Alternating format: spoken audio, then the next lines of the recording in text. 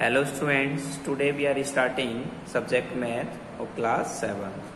So students, as we know that we have completed 3 questions of exercise 1.3 and today we will complete question number 4.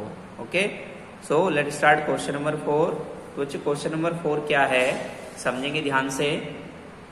In A class test यानी एक कक्षा test में of science यानी विज्ञान के test में +3 marks are given for every correct answer यानी +3 marks are given दिए गए फॉर एवरी करेक्ट आंसर प्रत्येक सही उत्तर के लिए and -2 marks are given for every wrong answer और -2 मार्क्स प्रत्येक गलत उत्तर के लिए दिए गए and no marks for not attempting the question और जो क्वेश्चन अटेम्प्ट नहीं किया गया उसके लिए कोई भी मार्क्स नहीं दिया गया. Rahul score 20 marks. राहुल का स्कोर बच्चों 20 मार्क्स है.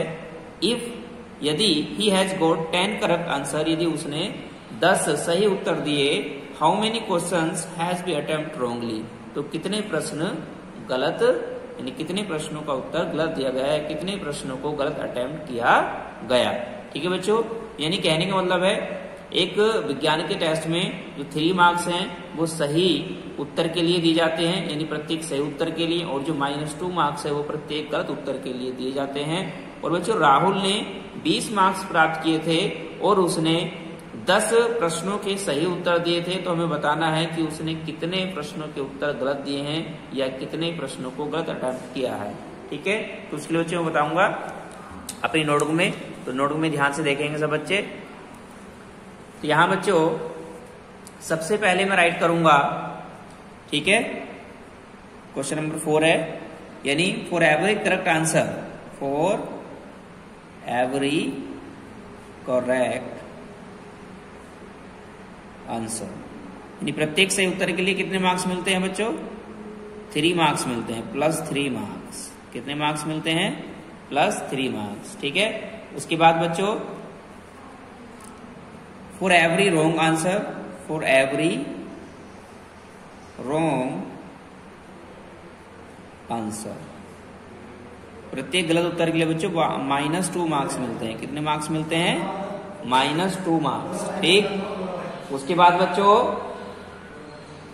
राहुल का जो स्कोर है वो कितना है राहुल स्कोर बच्चों राहुल का स्कोर है 20 मार्क्स. कितना है 20 मार्क्स. ठीक है, अब यहां बच्चे को आप बताइए उसका स्कोर 20 मार्क्स है लेकिन उसने कितने प्रश्नों के सही उत्तर दिए हैं तो नंबर ऑफ करेक्ट आंसर जिसमें उसने बच्चों 10 प्रश्नों के उत्तर सही दिए हैं. ठीक है ना, 10 नंबर ऑफ करेक्ट आंसर यानी सही प्रश्नों के उत्तर जो है यानी सही उत्तरों की संख्या जो है वो 10 है. ठीक है, अब निकालेंगे बच्चों marks for 10 correct answer. Marks for 10 correct answer यानी 10 सही उत्तरों के लिए उसे कितने मार्क्स मिले होंगे बच्चों. एक बार बताइए प्रत्येक सही उत्तर के लिए कितने मार्क्स मिलते हैं 3 मिलते हैं तो 10 के लिए कितने मिलेंगे 10 × 3 यानी 30 मार्क्स. तो बच्चों एक बार बताइए उसको 30 मार्क्स मिले होंगे सही उत्तरों पर लेकिन उसके जो मार्क्स यहाँ पर दिखाए गए हैं वो कितने दिखाए गए हैं 20. इसका मतलब ये हुआ कि उसके 10 मार्क्स कटे हैं गलत उत्तर देने में. 10 मार्क्स क्या हुए हैं कटे हैं माइनस हुए हैं गलत उत्तर देने में. यानी यहां से हम यह जान सकते हैं कि जो मार्क्स हैं मार्क्स फॉर रॉन्ग आंसर यानी रॉन्ग आंसर के लिए उसे कितने मार्क्स मिले होंगे तो बच्चों 30 में से कितने कम करेंगे 20 कम करेंगे ना क्योंकि 20 मार्क्स उसे मिले हैं तो 30 में से 20 के यानी 10 मार्क्स उसको बच्चों मिले होंगे. किसके लिए रॉन्ग आंसर के लिए. ठीक है ना, अब यहां बच्चों हम पता लगा चुके हैं कि उसके जो रॉन्ग आंसर के मार्क्स हैं वो 10 हैं. ठीक है, अब यहां से हम बच्चों क्या कर सकते हैं नंबर ऑफ रॉन्ग आंसर निकाल सकते हैं यानी गलत उत्तरों की संख्या. तो यहां पर हम निकालेंगे नंबर ऑफ रॉन्ग आंसर. ठीक है, अब बच्चों रॉन्ग आंसर ये जो संख्या को कैसे निकालेंगे, उसे मार्क्स कितने मिले हैं रोंग आंसर पर 10 मिले हैं। अभी बताइए रोंग आंसर के लिए कितने मार्क्स जाते हैं, -2, तो इसे हम 2 से डिवाइड कर देंगे, ठीक है ना। तो क्या निकल के आ जाएगी, रोंग आंसर की संख्या, यानी जो गलत अटेम्प्टेड क्वेश्चन है उनकी संख्या निकल के आएगी। तो 2 से डिवाइड करें तो यहाँ पर आ जाएगा बच्चों 5, यानी 5 क्वेश्चंस, यानी उसने 5 क्वेश्चन रोंग अटेम्प्ट किए हैं। बात समझ में आई। उसके बाद बच्चों आगे चलते हैं क्वेश्चन नंबर 5 पर। बच्चों यहाँ लिखा हुआ है an elevator descends into a coal mine at the rate of 5 metre per minute, यानी एक एलिवेटर मीन्स लिफ्ट, एक लिफ्ट डिसेंड वापस आती है इनटू ए कोयल माइन, एक कोयले की खान से, at the rate of 5 metre per minute, यानी उसकी जो रफ्तार है बच्चों 1 मिनट में 5 मीटर है, ठीक है ना। 1 मिनट में 5 मीटर की दूरी तय कर लेती है। If the distance stand from 20 metre above the ground level, how long will it take to reach -250 metre. तो बच्चों यदि जो लिफ्ट है, जो लिफ्ट ग्राउंड लेवल से 20 मीटर ऊपर है, कितने मीटर ऊपर है 20 मीटर, तो ये कह रहा है कि उसे -250 का मतलब बच्चों धरती के 250 मीटर नीचे जाने में कितना समय लगेगा, ठीक है ना बच्चों।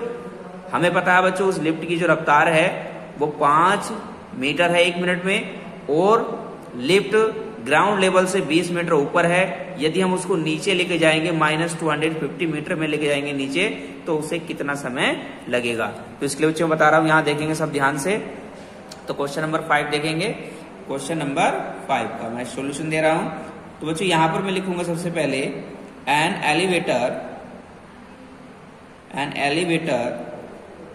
गोज इन 1 मिनट, यानी 1 मिनट में एक एलिवेटर जाता है बच्चों, कितना जाता है 5 मीटर जाता है, कितना जाता है 5 मीटर, ठीक है। उसके बाद बच्चों time taken to cover 20 metre distance, 20 metre distance. बच्चों मैं निकाल रहा हूं कि 20 मीटर डिस्टेंस को तय करने में कितना समय लगा। क्यों बच्चों, जब लिफ्ट ऊपर है 20 मीटर ग्राउंड लेवल से, जब वो ग्राउंड लेवल तक आएगी तो उसे कितना समय लग जाएगा, ठीक है ना, तभी तो वो नीचे जाएगी। तो मैं निकाल रहा हूं यहां से बच्चों 20 को डिवाइड करूंगा, 20 मीटर है ना बच्चों, इससे मैं 5 से डिवाइड करूंगा। क्यों, क्योंकि 1 मिनट में 5 मीटर जाती है। अगर मैं इसको 5 से डिवाइड कर दूंगा, 5 4 जा 20, यानी 4 मिनट उसे लग जाएंगे। कहाँ आने में, ग्राउंड पर आने में, ऊपर से ग्राउंड पर आने में 4 मिनट यहां लग जाएंगे, तो 4 मिनट तो ये लगेंगे। उसके बाद बच्चों फिर वो नीचे जाएगी, कहाँ जाएगी, ग्राउंड लेवल से नीचे जाएगी 250 मीटर तक। तो यहां पे लिखेंगे time taken to cover -250 metre distance, minus को लगाया नीचे जा रही है, ठीक है। तो इज इक्वल टू 250 को भी हम 5 से डिवाइड करेंगे, क्योंकि 1 मिनट में 5 मीटर जाती है, तो 5 से करेंगे तो 5 5 जा 25 और एक 0 का 0, यानी बच्चों 50 मिनट। नीचे आने में कितना समय लगेगा, 50 मिनट, ठीक है। तो बच्चों 20 मीटर से वो, यानी जहाँ ग्राउंड लेवल से 20 मीटर ऊपर थी, तो ग्राउंड लेवल तक आने में उसे 4 मिनट लगे, और ग्राउंड लेवल से नीचे 250 तक जाने में उसको बच्चों 50 मिनट लगे। तो टोटल टाइम कितना लिया गया, यानी 4 + 50 तो लिया गया ना, यानी 50 और 4 54 मिनट ली जाएंगे। तो यहां पर हम निकाल देंगे टोटल टाइम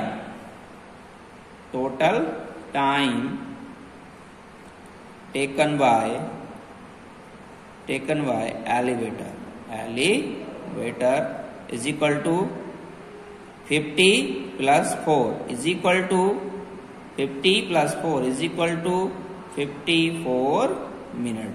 ये आ गया बच्चों हमारा आंसर, ठीक है।